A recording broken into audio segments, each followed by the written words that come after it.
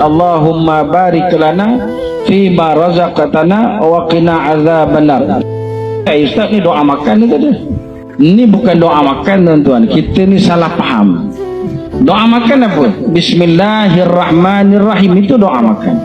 Allahumma ya Allah barik lana, berkatilah kami fima apa-apa razaqtana yang kau rezekikan kepada kami, wa qina azabannar, pelihara kami daripada azab api neraka.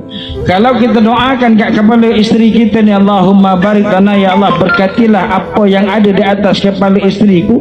Kalau doa Allah makbulkan, maka akan hindar segala keburukan, kejahatan. Maknanya kita ni balik rumah pegang kepala isteri kita, suami, Allahumma barik lana fima razaqtana wa qina azabannar.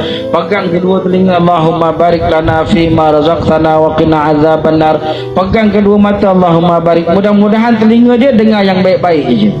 Bila kita bacakan macam tu, mata dia tu dengar yang baik-baik sahaja. Kalau ada penyakit, Allah keluarkan penyakit tersebut. Pegang mulut macam tu juga. Kalau suami isteri kita ditadikkan ada penyakit kat mana, sakit lutut, pegang Allahumma barik lana.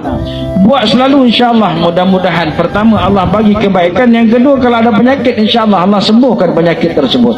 Tapi buat sekali lah, jangan balik buat sekali, sama aja kata dia. Macam kita pun makan, mana ada orang makan sekali je. Ni dah makan pagi, dah tak payah makan hari ni, dah makan tadi, besok tak payah makan lagi, dah makan semalam. Buat selalu, amalkan. Jadi nanti si isteri pun macam tu juga, pegang kepala suami, Allahumma barik lana fima razaqtana wa qina azabannar. Pegang tangan suami, kalau pegang tangan dia sambil sapu ke bawah, Allahumma barik lana. Pegang hati suami, Allahumma barik lana fima razaqtana wa qina azabannar.